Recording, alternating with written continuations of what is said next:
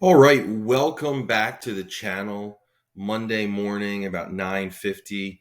As I was getting up this morning, I saw this article on my phone, and really the article is an extension of a video that I did a few weeks ago titled "Florida and Texas Are Now the Twin Centers of Wealth and Power in America." I will link that video in the description. And this actually was written by Robert Frank, an excellent CNBC writer. Actually, I will talk about his two books at the end of this video. But basically, the title is Top Earning New Yorkers Could Face 61.2% Combined Tax Rate Under House Plan. Californians may face 59%. So we just go in here and let's see here. In New York City, the combined top marginal state and city tax is 14.8%. So New York City taxpayers who earn more than $5 million a year would face a combined city, state, and federal margin rate of 61.2% under the House plan. That is madness. And then we have top earning Californians would face a combined marginal rate of 59.7%, while those in New Jersey would face a combined rate of 57.2. Hawaii could face a combined rate of 57.4. So New Jersey, Hawaii, California, New York. There is a saying, or a thought that anything above 50% tax is a form of modern slavery. So you tell me your thought on that, but that's just, when you're crossing that 50% threshold, it's almost a mafia-esque shakedown. I mean, why would you want to put effort into something to hand over 60% of it or 57% of what you're building, what you're growing? And so what this will cause, and it has caused it, to be honest already. If this happens, it'll just be kind of the death knell, in my opinion. So you're seeing people from California flee to Las Vegas, Texas, and Florida.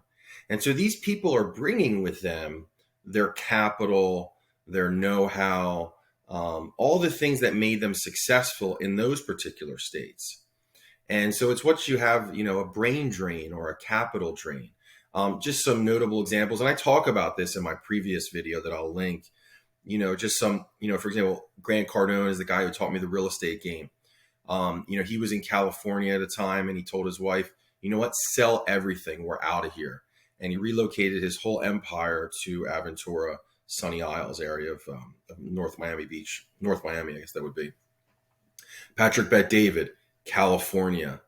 Now I think he's my neighbor. I think he's in Boca or maybe Fort Lauderdale. Maybe his office is in Boca, his home's in Fort Lauderdale.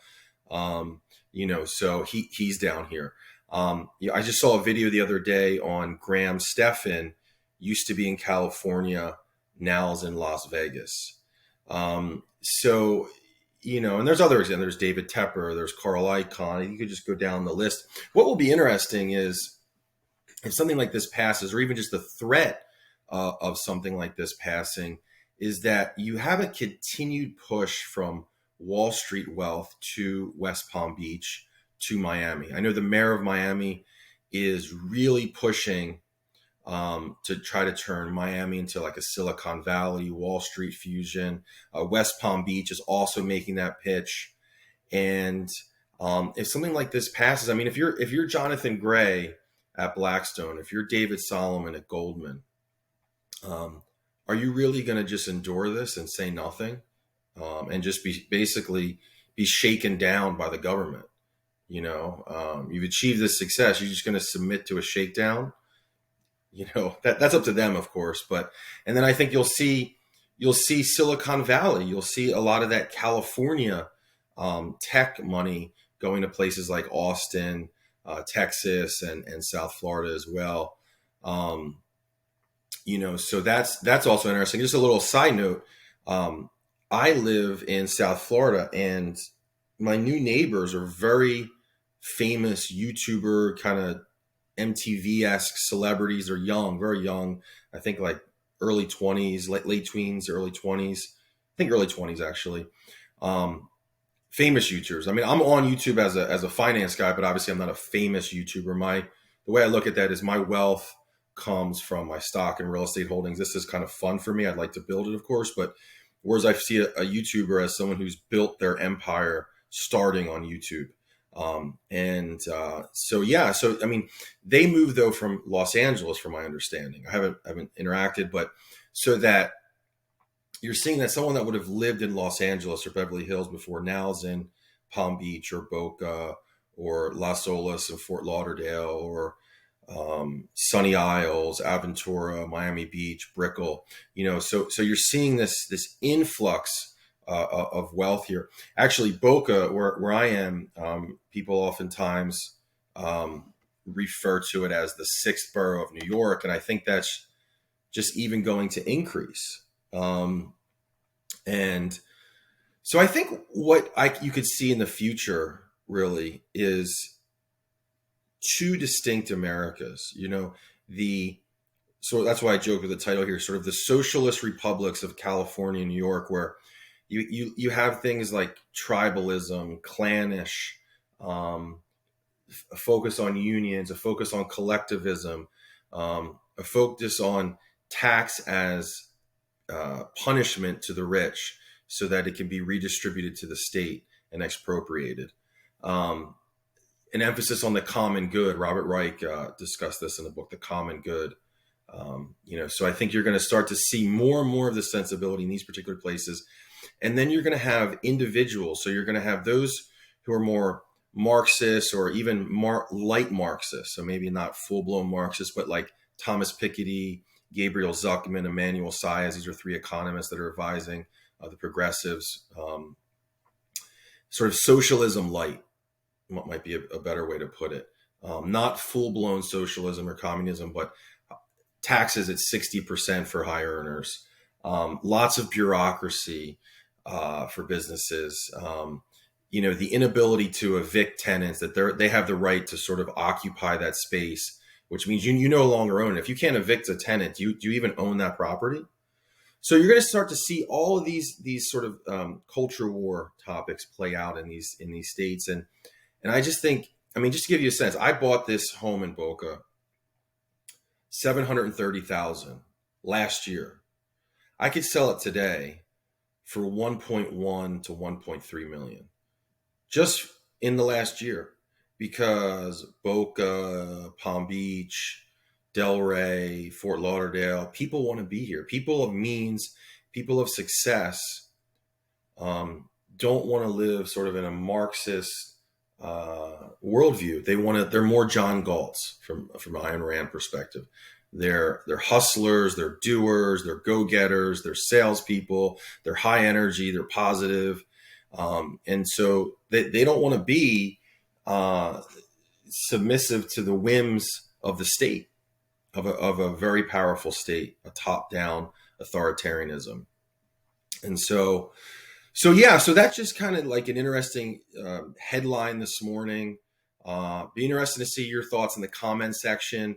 Do you think that is just? Do you think that's noble? Do you think that is, they kind of use the term fair share. I mean, do you think 59% tax is fair? Or do you view it as a form of modern slavery? So be interested to see your thoughts on that. And then I just wanted to touch on Robert Frank. He's the gentleman who penned this article here, and right here, my cursor there, so you can see him, Robert Frank. Just want to pull up, give him a little plug here. I've never met him, never interacted with him, but very much enjoy his books. Highly recommended. I mean, if you're watching this channel, I assume that you're on the path to being wealthy, desiring to be wealthy, that these are your goals. And one of the things I would say is try to read every book that you can on personal finance, wealth building. It's something I did from the age when I started to get interested in wealth building. It was actually later. I mean, I admire these kids on YouTube. They're like 19 or 20 years old. They're like, how I make $60,000 a month. For me, I was much more interested in intellectualism and the humanities at that age. It wasn't until like 35, 36 that I took an interest in these things. But my advice to anyone, whether you're 19 or 20 or whether you're 50 and it's something you want to pursue, is take time for deep learning by reading and reading in this genre. So from the age of 36 to 41, I've pretty much read every major personal finance book out there. I mean, there's always more, of course, right? But let's talk about Robert Frank here and his books. He has a book called Richistan and the High Beta Rich. I've read both of them cover to cover. So Richistan is cool. As he kind of breaks down the American wealth, he would say maybe class system, but I would view class as like outside of wealth. I think Americans conflate the two, but that's a whole different video. But wealth, lower Richistan is between 1 to 10 million. Middle Richistan is between 10 to 100 million. And upper Richistan is 100 million to 1 billion. I might be a little off on that, but I think that's pretty much where it is. Again, 1 to 10 million, 10 to 100, and then upper Richistan, 100 million to a billion or over a billion. I'm in lower Richistan personally right now, and so my goal is to really crack that 10 million number over the next 5 or 10 years. We'll see with stock market, with my real estate holdings. If I can monetize this YouTube channel, there's a lot of different factors that will play into that. But yeah, so that's just kind of a sort of a journey through the American wealth system. The next book is The High Beta Rich. And this is a cool book that he wrote. And basically his point here is the transience of wealth and how in the American capitalist system, basically people fluctuate. One day they might be lower Richistan, they might jump into middle Richistan, and then they have something happen, a divorce, over leveraging that brings them back into lower Richistan or even beneath it. And vice versa. You could go from, upper Richistan over $100 million down to 10 million or 15 million. Or you could go from middle Richistan to upper. But beta is a measure of volatility in investing, though Charlie Munger and Warren Buffett would disagree with that, but that's again another video, right? So, but just to take it for what it is, the high beta is that fluctuation and volatility amongst the rich. And he gives examples of people in some of these books, like, a guy he interviews one guy who basically seizes boats and cars from the wealthy.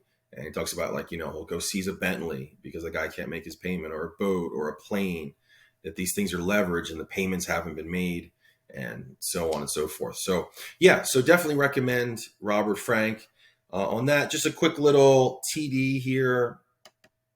Mark was up big at the open. Looks like it pulled back. Oh no, still up 235. Okay. So you can see while I was doing, and again, this is the power of wealth, people. I think, while I was doing this video, $2,000 increase. Again, that can always go the other way.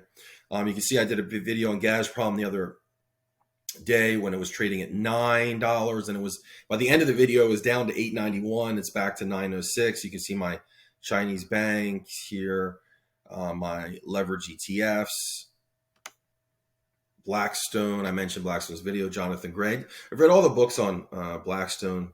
You have Steve Schwartzman, Pete Peterson, Jonathan Gray.